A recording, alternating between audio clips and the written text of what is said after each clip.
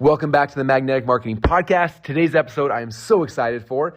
This episode is called The 4-Hour Workweek with Tim Ferris. You have a chance to listen in with Bill Glazer, Dan Kennedy talking to Tim Ferris about the 4-Hour Workweek. This was recorded back in 2007, right after Tim Ferriss's famous book came out called The 4-Hour Workweek, Escape the 9 to 5, Live Anywhere, and Join the New Rich. I hope you enjoy this exciting interview. I don't think there's anybody that has had a bigger impact in the field of direct response than Dan Kennedy. The legend of Dan Kennedy should be ignored at your own peril. They're not really lessons, they're kind of laws that you live by. Dan opened my eyes to what small business marketing looks like. Dan teaches strategic direct response that is timeless. His ripple effect touches people who don't even know his name. The world as we know it was changed because Dan Kennedy became obsessed with marketing. Welcome to the Magnetic Marketing Podcast with your host, Dan Kennedy. Well, hello, everyone. This is Bill Glazer bringing you another one of our Gold Plus monthly teleseminars. And everybody should be pretty well aware of the topic of today's call. Joining me on the call is Dan Kennedy and also Tim Ferris, who's the author of The 4-Hour Workweek, which is, I guess we'll find out in a second, just how high up the charts this has made in terms of bestsellers, but I know it's had a terrific run of book sales. And let me tell you a little bit about Tim Ferris and really just pretty much telling you a little bit about right out of the flap of his book. And a lot of you, I know we've sent you information about Tim, but he's a serial entrepreneur and ultra vagabond, which is pretty impressive, but not as impressive about some of the credentials I'm about to get to. He's been featured in the New York Times, National Geographic, Traveler, Maxim. I saw him on the Today Show, and I know he's been on a lot of other media since his book has launched. He speaks 6 languages, runs a multinational firm from wireless locations worldwide, and the one that I'm most impressed with is the fact that he's a world record holder in tango and a national champion in Chinese kickboxing. It also mentions that he was an actor on a hit television series in Hong Kong. And Tim, are you now 30 yet? I just turned 30, indeed. Well, it's all uphill from there, Tim, I tell you. So welcome to our call. Thanks for having me. When you reach our age, Tim, 3 of the 4 hours of the work week consists in getting from bed to wherever it is you're going to work.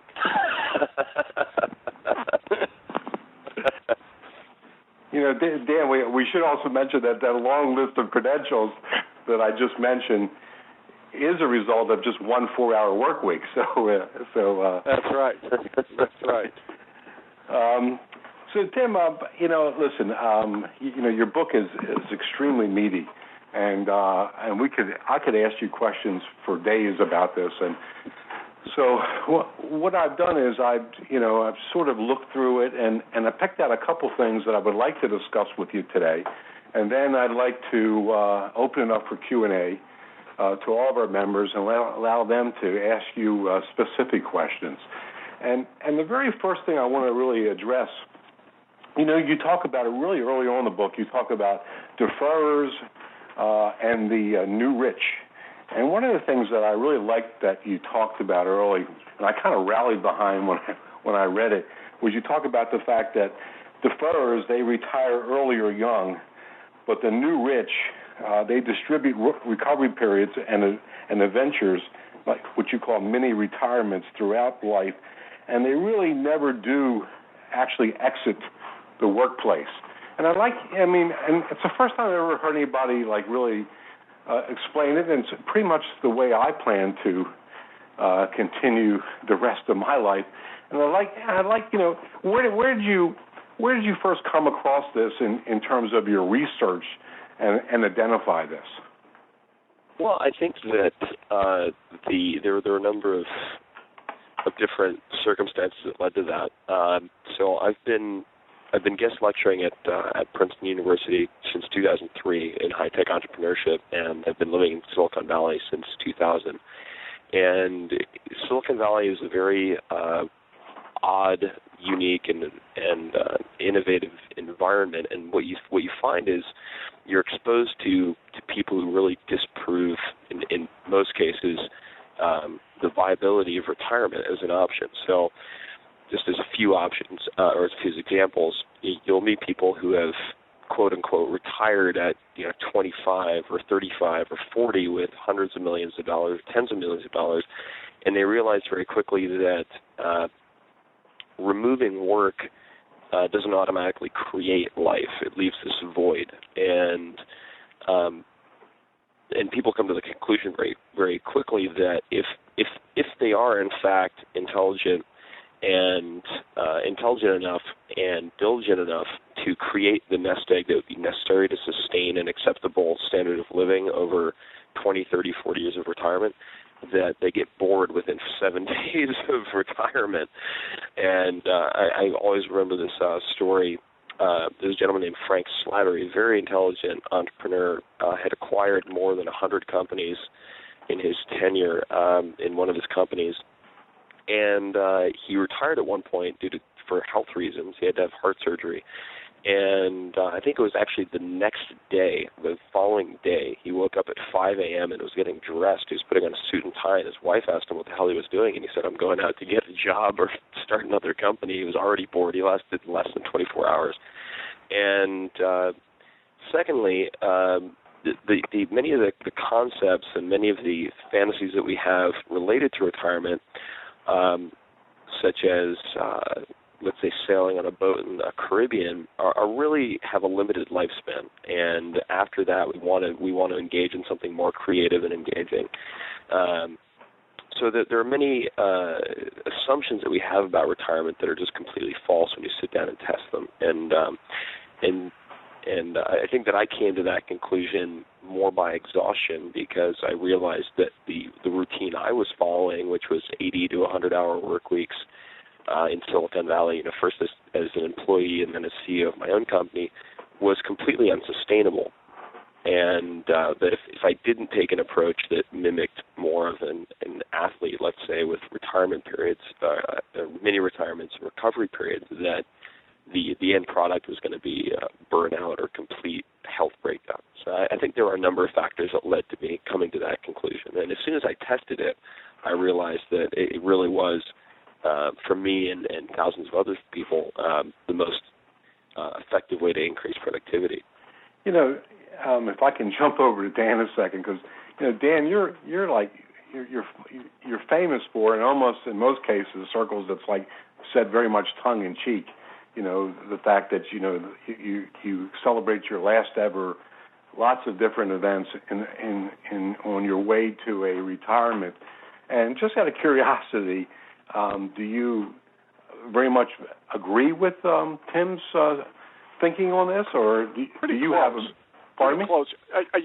First of all, the late great Gary Halbert, during the series of those last evers, at one point suggested that when it was all said and done, I'd be down to the point of holding the last ever marketing boot camp for typewriter repairmen. That we'd be category by category by category proceeding for another 4 decades. But one of the guys that was on the Peter Lowe tour with us a lot for a number of years was Jack Groppel, and because Tim just made the athlete analogy, Jack works with professional tennis players and professional golfers and marathon runners and all sorts of different pro and Olympic athletes. And his biggest point was that a lot of entrepreneurs do not follow that athlete model of building in necessary recovery into their schedule, day to day, week to week, month to month, year to year, project to project, company to company, and how essential it is. And it's one of my objections to the 24/7 connected to cell phone, email, BlackBerry, Blueberry, Greenberry, so that you're walking to lunch, 4 people together are all on the phones, and while they're eating, they're checking stuff, and so there's no recovery built into the daily schedule. I mean, I think that fundamentally when you reach a financial position that you no longer have any need to work for money, you wind up working for other reasons and other purposes, including purely either to avoid boredom or out of entrepreneurial compulsion. And so most entrepreneurs fail miserably at the classically defined retirement, and I never intended mine to be classically defined. I think you want to retire to do certain things, and while they may include the shoeless cruise around the Caribbean, Tim's very astute to point out that those sorts of things don't have a lot of staying power. My first publisher, a woman CEO who built Self-Counsel Press that published my first books, she sold the company exactly to do that. She said to me at Book Expo, "I'm never wearing shoes again," and sold everything, company house, whatever, in order to buy a big sailboat and, go sail around the world. And when I saw her at Book Expo the next year, working in the booth, I walked in and said, "Gee, you're not barefoot." And, she lasted about 6 months before it was driving her crazy. So I think it's very astute that, the work, however you define it, is sort of a synonym for purpose. And, right. And the last thing anybody ought to have is a purposeless life. No, and actually, I just want to jump in because that's a very important point, and I want to emphasize it early in the call, is that people who haven't read the book often assume, and even if they have perhaps just taken a quick glance at it, that it's a promotion of idleness, which is the last thing it is. So it's important that we define work up front. So I would say that the type of work we want to avoid is the type of work that is financially driven and very time-consuming, which focuses on the trivial versus the critical, and the type of work that we want to pursue is that which is more purpose-driven. So Dan is exactly right. And the last thing I would want to mention before we jump into another question is that many of the justifications people use for retirement, the retirement-based model, this deferred life plan, is based on the assumption that the things they want to do are very expensive. So they're looking at life in terms of financial currency and ignore time and mobility and other currencies that are equally, if not more important, for enjoying some of these things early rather than later. So I'll give you a perfect example. A former roommate of mine, brilliant guy, met up with me in San Francisco, and he was graduating from one of the best business schools in the country, and I asked him what he was planning on doing next. He said, "Well, I'm going to go back to investment banking," and which astounded me because he hated investment banking. And for those of you who may not be familiar with the workload of investment bankers, it's just atrocious. I mean, it's 100-plus hour work weeks, working on holidays, Christmas, Thanksgiving, you name it. And he said, "Well, coming home at midnight really sucks, but if I work really hard for, let's say, 6 years or so, I could be pulling in $3 to $10 million a year." And this is a guy who's guaranteed to make a few $100,000 a year, no matter what he does. And I asked him, I said, "Dude, what on earth would you do with $3 to $10 million a year?" Now, this is in his particular case, mind you. And he sat there for a second, he looked up, and he said, "Well," and he sort of stammered for a second. He said, "I would take a really long trip to Thailand." And I can tell everybody on the call that a really long trip to Thailand, living like the Sultan of Brunei, costs about $1,500. So you're really sitting down and actually financially calculating the cost of some of these dream scenarios. I think is very important as well. Okay. I tell you, the next thing I like to do is I like to move on to Tim. In your book, would you talk about some of the fundamental differentiators that you want people to keep in mind as they go through the book? And you list 10 of them, and certainly we don't have time today on the call for 10 of them, but I'd like to talk about a few of them and get sort of your expanded comments on them. And the first one is one that I really enjoyed reading about, because, and it's your number 4 one, which is called "The Timing Is Never Right." Because, as you know, Tim, Dan and I, we pretty much work with entrepreneurs day in and day out, and oftentimes when we see entrepreneurs, not necessarily the entrepreneurs that we would that Dan has actually labeled as renegade millionaire entrepreneurs, but let's call them entrepreneurs and/or would-be entrepreneurs. They always have these great plans to do things, but the timing is never right for them to actually get them done. And I'd like to hear sort of your expanded comments on that. So the expanded comments would be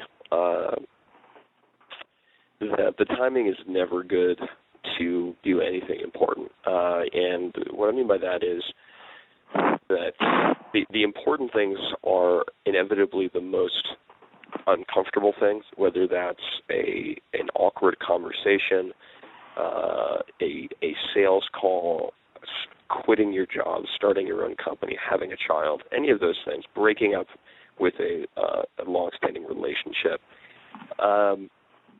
It's very easy and seductive to find the many small reasons not to take action.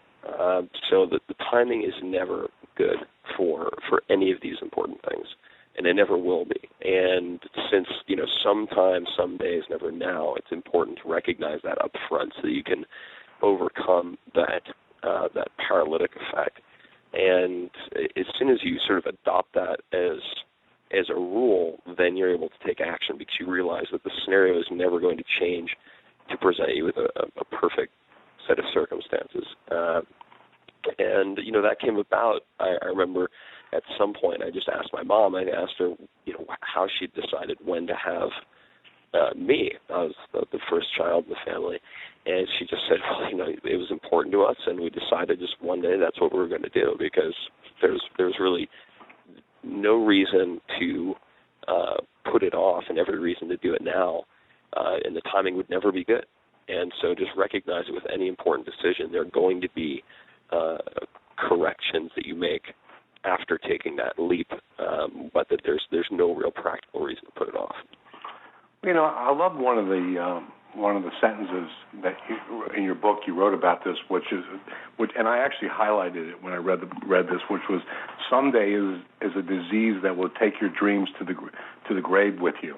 And I thought it was just a great explanation of that. And Dan, you may or may not remember this, but years ago we had a platinum meeting in Baltimore, and that evening I was able to get the Camden Yard skybox for the platinum group, and there was a reporter that we invited to come there, and with the hope and expectation that he would write a story about the platinum group. And so while he was there, he was telling people the fact that, he has all this entrepreneurial ideas, but he just doesn't have the money to implement them right now. And like these 18 platinum guys just like jumped all over him, said, if you're waiting for the money, you'll never get this thing off the ground.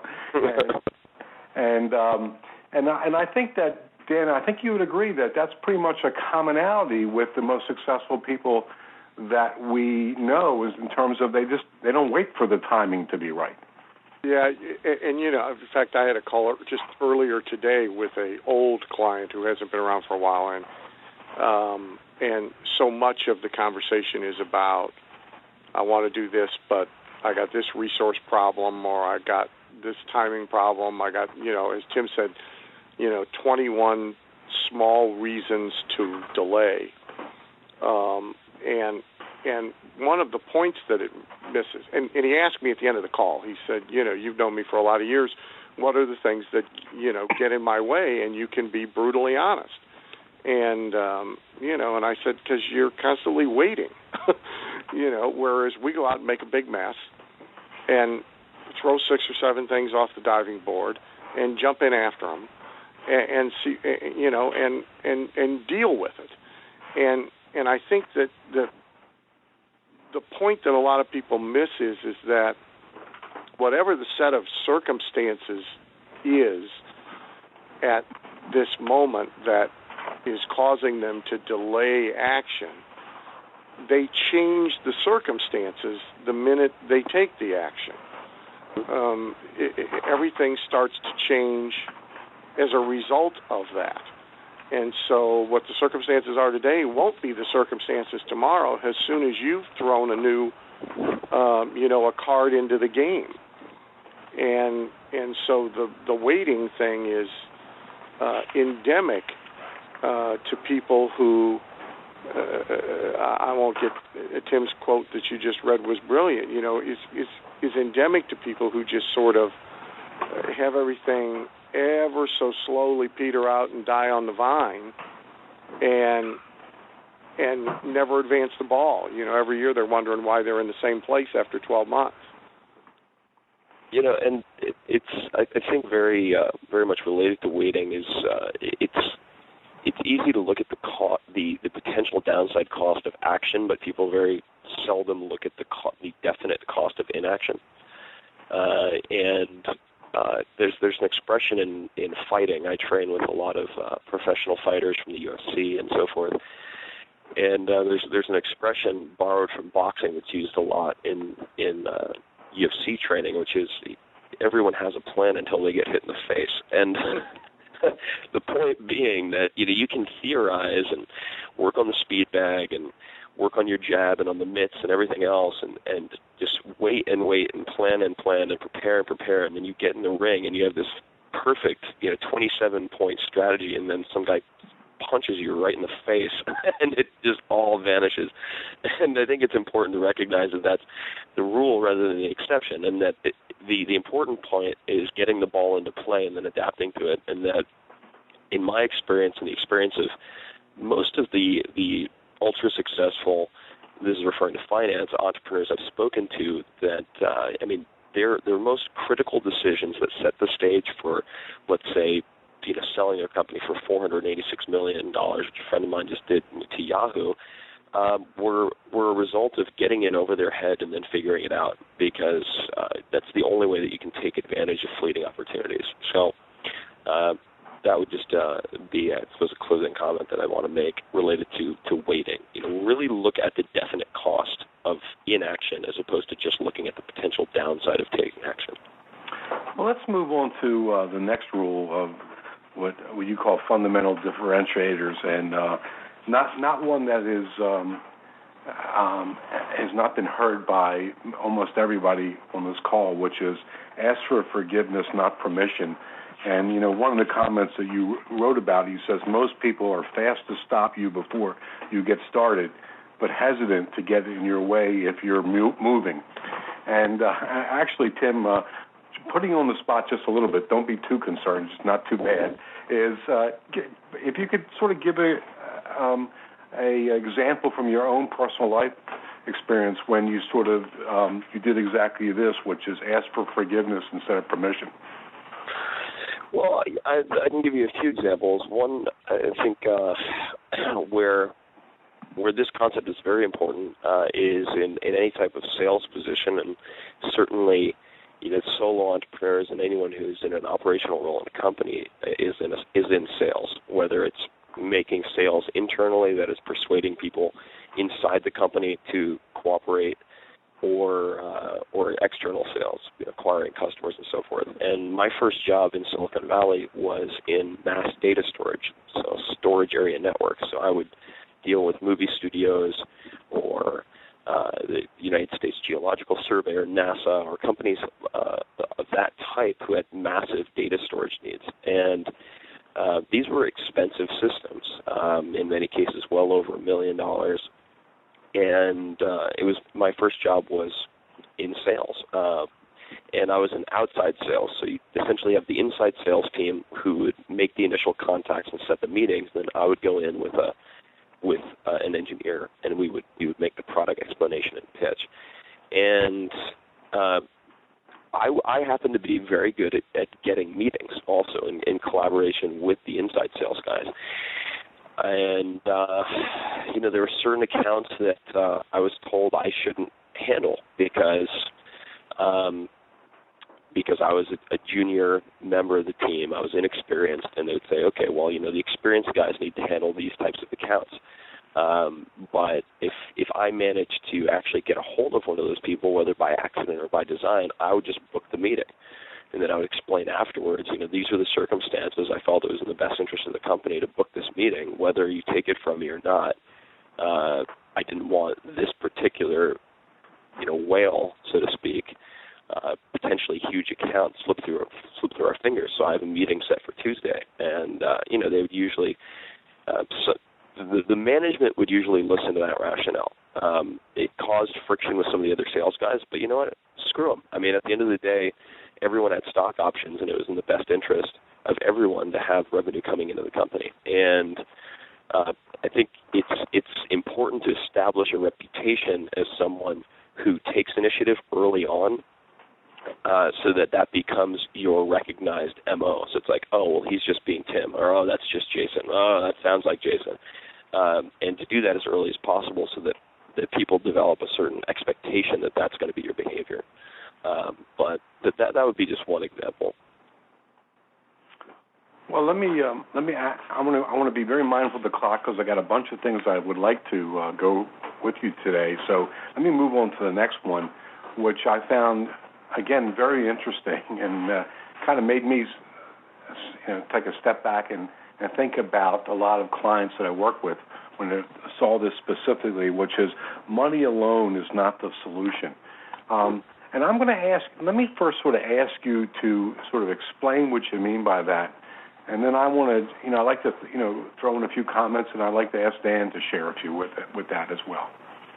Sure, I'll keep it very short. So income is one currency in a digital world, and Dan alluded to this earlier, where you have the potential for infinite interruption and infinite minutia. The currencies are, in descending order of importance, time, income, and then mobility. So time determines the lifestyle output of your income. So it is one ingredient, one currency in successful lifestyle design, and that is universal. And especially in a world where the current new benchmark, the new 40-hour work week is 70 hours, according to Forbes magazine, for those in executive positions or in that would include sort of corporate knowledge workers. The diminishing non-renewable resource is time more than income. So that would be my short explanation. Okay. Actually, Dan, let me sort of turn that over to you if I can, and then I'll just make a few closing comments on that topic. Well, I mean, I think if you read Tim's book and you really pay attention to what Tim's saying and doing, and you look at no BS time management, and you pay attention to what I say and do, I think there's a lot of overlap there. I mean, I long ago recognized that first of all, no matter how much money you stack up, you can't repurchase the hour that got away from you yesterday, and that there's a direct relationship between how you handle that hour and how much money you stack up. And I sort of have a world view that says that I get out of bed in the morning and everybody on the planet is in this vast conspiracy to steal as much of my time as they possibly can, and screw up my plans and get in my way, and I go out of my way to to design defenses and fortresses and strategies and behaviors, to prevent that interference. And so that when I'm working liberated from distractions, and 1 hour of mine is probably equivalent to 10 or 20, or maybe even if you take that stat that Tim just quoted, if the new 40 hour, like Iacocca told me once that, in a work week he figured he averaged a half an hour of truly productive time. Was dealing with all of the demons. So if that's now up to a 70-hour week, then maybe an hour of mine is worth 20 or 30 of the typical executive or entrepreneur. But that's because, I don't let people screw with any of the minutes of that time. The last thing I'd say about that is, again, most people don't value time as a currency. It's really good language. Most people don't value it as a currency. And so there's a very physical thing of taking money out of your pocket or writing a check or even using a credit card. And it's why, for example, the casinos take your money away and they give you chips and slips of paper and things that sort of distance you from the experience of what it is that you're losing. And so people are real conscious of all the decisions they're making about their money, but they're not very conscious of all the decisions that they're making about their time because they don't have a physical, currency for it. I mean, I organize, and hey, different strokes, for different folks. I mean, Tim likes to go beat people up and travel the world. I like to race horses, but, so I organize my life to facilitate that. And, I mean, I got a shirt in the closet that says I work for Oates. And that is really, the deal. So the consulting day has to end at 4 o'clock in the afternoon, so I have enough time to have a little rest if I'm in an early race. And I completely rearranged my business a few years ago to strip out all the travel. And I just think people let the whole time issue and the idea that they can control all the choices about it completely slip away. And I think this book does a great job of kind of whacking people around in different places in their head about that very concept. Specific to this, money alone is not the solution. One of the things that crossed my mind when I read that was how often I work with entrepreneurs, typically in some kind of consulting or coaching environment, where they believe that by just throwing money at something, they can fix the problem. And I find that they're very, very lazy on places that they cannot allow money to fix.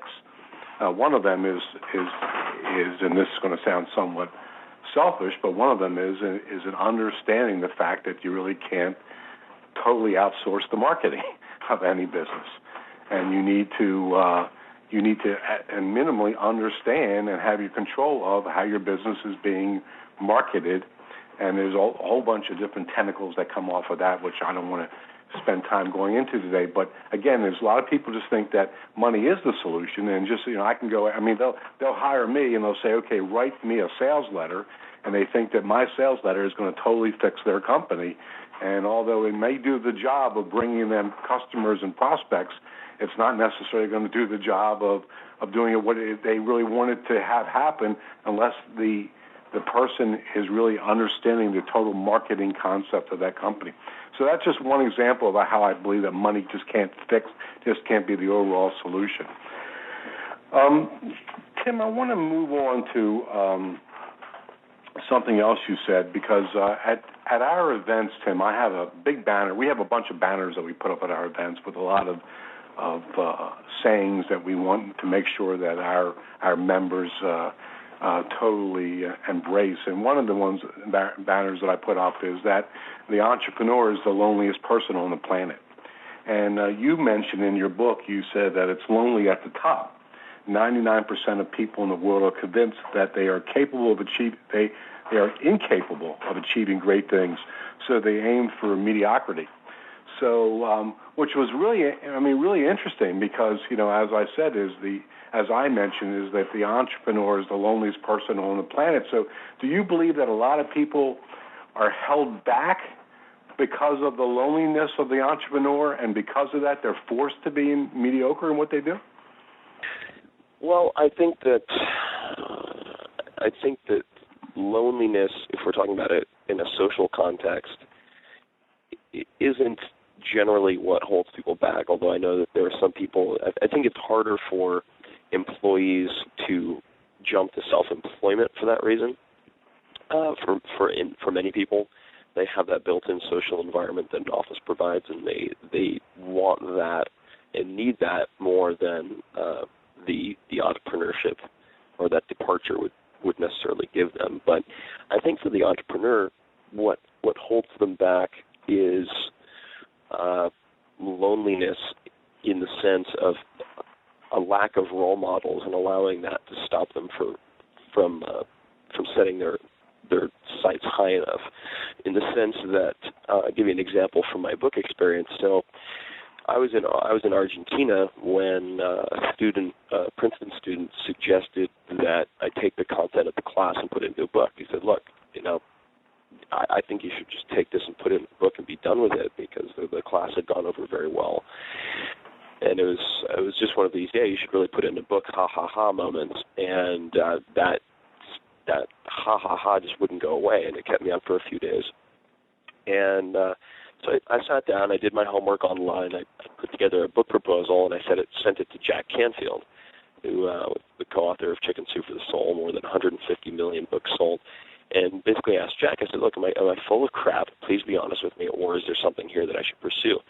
And as soon as I decided to publish the book, I set New York Times bestseller as my target. And I knew the stats, I knew the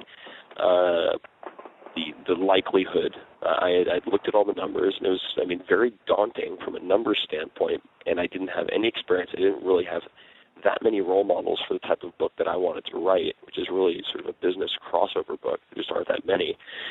And I set that as my goal. And it wasn't just isolation, meaning there weren't that many role models I had direct access to, but secondly, people would actively discourage me from aiming at New York Times bestseller. And I think there are a lot of reasons people do that, but it went so far as one president of one of the top book resellers, wholesalers online, sent me a PDF, 2 or 3 PDFs, essentially proving that I could not make it to the Wall Street Journal bestseller list. And he said, "Look, I think you need to readjust your expectations and shoot for something a little more achievable." And I think the words he used are very important. I didn't expect New York Times bestseller, but I did aim for it. And I think those are two very different things. So people ask me, did you ever expect the book would do it? It's done. And the book is #1 on the New York Times business list right now, and #1 on the Wall Street Journal business list, and has been for the last 6 or 7 weeks. And I wouldn't say I expected it. I didn't think that would necessarily be the outcome with 100% certainty, but I certainly aimed for it.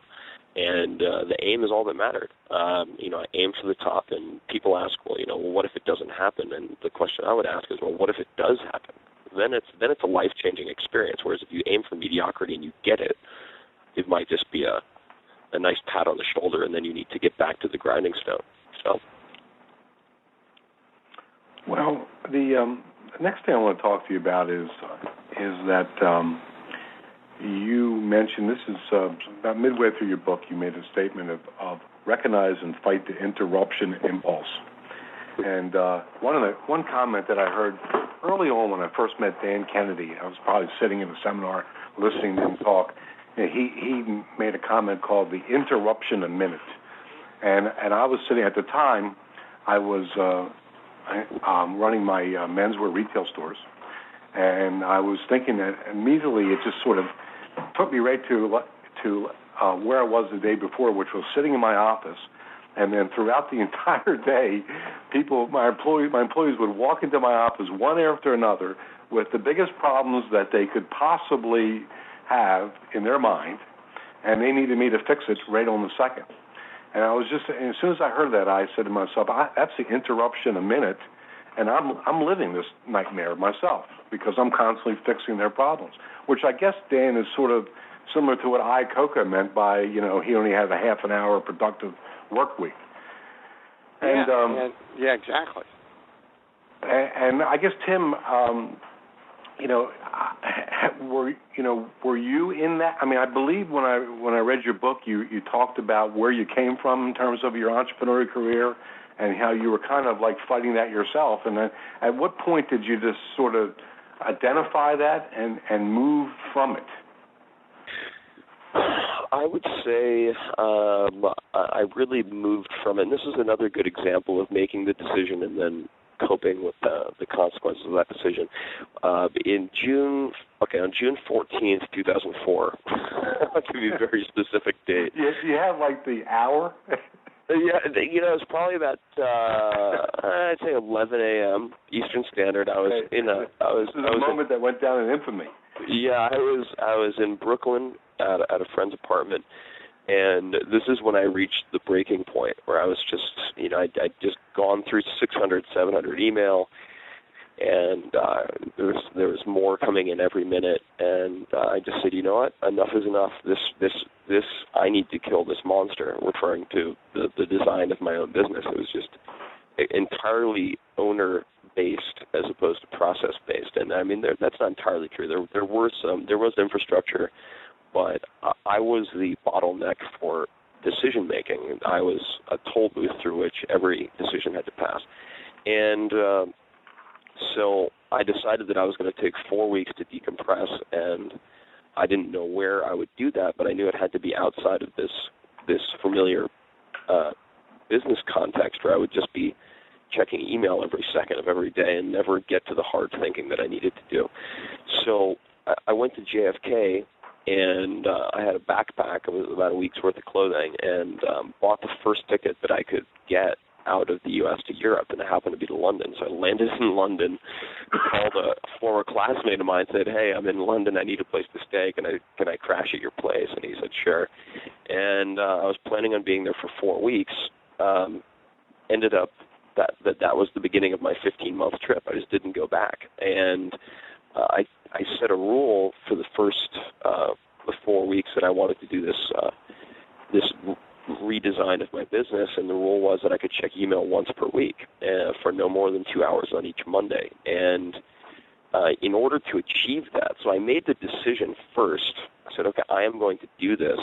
Now what are the actions I need to take to prevent my business from completely collapsing if I do that, since that is already a foregone conclusion? And I would say as soon as I pulled off the first week and I realized that far from damaging my company, I had just absolutely pulled a 180-degree turn from an efficiency standpoint, and that I was actually in a position to create greater income because of putting in processes in place of my own small, sort of low-level decisions. That's when I started really actively creating more and more barriers to interruption. So I would say that would be the specific point.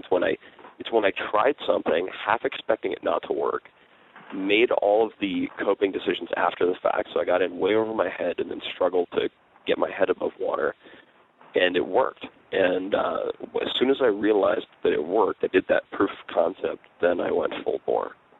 This is such an important point. I mean, the first thing that leapt into my mind is, I always thought we had to have a receptionist at our office, and the receptionist was my mother, and she died. And so that forced us not to have a receptionist. And by the time I started to work on hiring a receptionist, 2 weeks had gone by, and you discovered, well, shoot, if we haven't needed one for 2 weeks, maybe we won't need one for 3 weeks either, and we never got another receptionist again. I mean, and so many times you'll sit with somebody, and like our phenomenon article in the September newsletter was Rob Minton, who was a realtor, and so he'd sit and tell me the 18 things he hated about being a realtor. And I said, well, why don't you just redesign your business to eliminate all those 18 things? And then everybody tells him why he can't do that in his business. And I assure you, if you had gone to a group of your peers and advisors and, people in similar businesses and told them you were going to start checking email once a week for 2 hours and that was it, they would all have a long list of reasons why you couldn't possibly do that in your kind of business or position. And everybody goes through this. The mortgage broker who's going to turn the cell phone off and not take any calls on the weekends when realtors are doing open houses.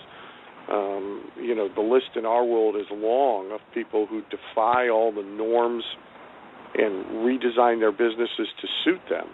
But the list is not nearly as long as it should be because so many people won't do what you did, which is make the decision about the way they want it to be, do it, see what happens, and deal with the consequences. No, exactly, and I want to give one more example of that. So I came into the publishing industry with beginner mind, so to speak. That's sort of a Zen term, but I don't want to even get into that. Simply meaning that I didn't have the experience to bring a lot of pre-existing assumptions with me about publishing. So I would look at something and I would say, that doesn't make any sense at all. Why the hell would I do that? And it caused a lot of friction. You have to look very far in publishing to see one of them. Yeah, no, and it caused a lot of friction early on, but I'll give you an example. I interviewed a number of best writing authors, so to speak, like Pulitzer Prize winners and such, about the writing process. How did I get them? I just emailed them and asked them for 5 minutes of advice. So I used that experience to set my schedule and so forth for writing. And I also interviewed a few best-selling authors, and one of the questions I asked them was, what was the biggest waste of time and money and in the marketing of your books? And almost without exception, every single one of them said book signings, bookstore tours and book signings, just sort of demoralizing, physically taxing, killer schedules that take you from, God knows which town to what town, and, the type of traveling that I absolutely abhor. And so early on I decided, I'm not going to do any physical book touring. And so everyone would ask me, when are you doing your book tour? And I'd say, I'm not doing a book tour. They go, oh, my God, you have to do a book tour. You have to. Like, that's how people make bestsellers. They go from place to place with books in their trunk. And I said, that sounds miserable, and it doesn't sound effective. So why would it, I'm not going to do that. And there's a lot of skepticism, but it's one of the best decisions I made. It really allowed me to focus on other things that were measurably effective for selling books. So the times are changing, and especially with some of these tactical things. So not high-level strategy, but tactical things like these bookstore tours, just as one example. The times are changing quickly, so a lot of these rules become obsolete, but there's a legacy of that type of thinking. So definitely it's a key point to test assumptions instead of just following the herd. Tim, 2 more quick questions, and then we're going to get to Q&A from our members. And you can make these answers abbreviated so that we can give our members maximum time to ask you a question. But the next question is really pertains to your book, the success you've had. If you had to give away the one sort of deep, dark secret that you think was the number one thing that led to the great success that your book has had in terms of sales, what advice would you give others who want to achieve similar success? I would say that selling around my product was the most effective approach. And what I mean by that is I did a lot of my work online because it was the only piece of the puzzle that was left for me to play with. The publisher was going to handle TV, print, etc., reviews, and the only hand that I had left to play really was online. They really didn't have that much planned, at least with blogs and things like that. And I knew nothing about blogs, but I set out to decide how I could try to leverage that. And basically what I did was what everyone else or what no one else was doing. So instead of emailing bloggers, instead of pitching bloggers, so forth and so on, I went to these high-level tech events, and I would meet them just over a beer or at some type of, not really a networking event, but just where a bunch of techies would be drinking beer, and I'd hang out, ask a lot of questions, and I wouldn't even mention my book. I would sell them on me, and I think that's very important to realize. And this is also true of just general media in general. But I would talk to them. I would ask them a lot of questions, and then demonstrate that I was smart. I didn't have any ulterior motives. And then at some point, I'd bump into these bloggers, let's say for the second time at an event or a third time, and they'd go, "What the hell do you do?" Like, I don't know anything about you. And I'd say, "Oh, well, I'm working on my first book." And they'd say, "Oh, really?" And then it would go from there, and they would say, "Well, yeah, why don't you send me a copy? That'd be cool." Or I would say, if you want, I wouldn't expect you to write about it or anything like that, but I could send you a copy if you want to check it out. I think you'd find, chapters, this, and this kind of interesting. And then they would take it. So number one is I wasn't pitching them anything. Because with the most influential people, at least in my experience, especially if you're at a point where you can't offer them a quid pro quo, like you mail to my list, I'll mail to mine type of thing, if you can't offer that, don't try to twist their arm or pitch them, because you'll get the opposite response. They'll decide they don't want to do it if they feel like they're being manipulated. And secondly is selling around that. So really focus on developing these personal relationships in person, because everyone's emailing them, everyone's making phone calls. And then when the opportunity presents itself, let's say a few months later, and I could give dozens of examples where the book comes out, they see it, they say, "Oh, I remember that guy. He was pretty cool. Yeah, we had vodka together at, in Austin, Texas or whatever." Then a lot of them would just throw me a bone. They'd be like, "Okay, I'm not going to write an entire blog post about him, but I'll be writing a post about email, and I'll just put a link to his site." Boom, and then that would get me to like number 3 on Amazon. So I just felt it was important for me to give a little bit of background on that. But selling around the product, I think, is a very important concept that works very well. Last question is, and sort of just for the record, the name of the book is The 4-Hour Workweek. Escape 9 to 5, live anywhere, and join the new rich.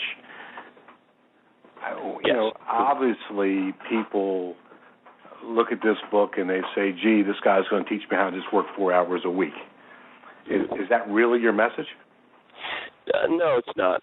It's a good headline, though. Yep, and I'll tell you just quickly, I didn't just decide on that. That wasn't a gut decision. It wasn't an emotional decision. We had about 12 potential headlines and subtitles, and I used Google AdWords to test all of them. So I had one landing page. I had already reserved all the web addresses. So I put up Google AdWords to test each title and then the subtitle, and the one that had the greatest click-through rate was 4-Hour Workweek, so we went with that. So it was all micro-tested beforehand. That was a great secret you just gave away. Yeah. So that headline. I test everything. I am absolutely compulsive about numbers. I really don't feel like you understand something unless you can measure it. So I'm very anal about measurement and metrics. But the message of the book is that time is a non-renewable resource and a currency just like income, and that the objective should be lifestyle design, which means creating time and controlling time and spending time on what it is that you want to be doing. That's it. And the 4-Hour Workweek is one example of that. There are examples of people who have done that, and Iacocca said 30 minutes a week. Richard Branson has said that he can get all of his business done if he prioritizes properly in the first 15 minutes of each day. It comes down to prioritizing and focusing on the critical few, and that's really the message of the book. Thank you for listening to the Magnetic Marketing Podcast with Dan Kennedy. If you love hearing in on these lost Dan Kennedy talks and speeches and calls, then please let someone else know about this podcast. That's how you can help it to grow. And the more it grows, the more free Dan Kennedy we can bring to you. Also, Dan would love to give you the most incredible free gift ever, designed to help you make maximum money in minimum time.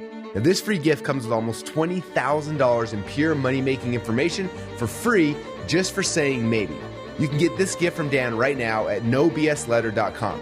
Not only will you get the $20,000 gift, you're also going to get a subscription to 2 marketing newsletters that will be hand-delivered by the mailman to your mailbox each and every month. One from Dan Kennedy and one from me, Russell Brunson. To get this gift and your subscription, go to nobsletter.com right now.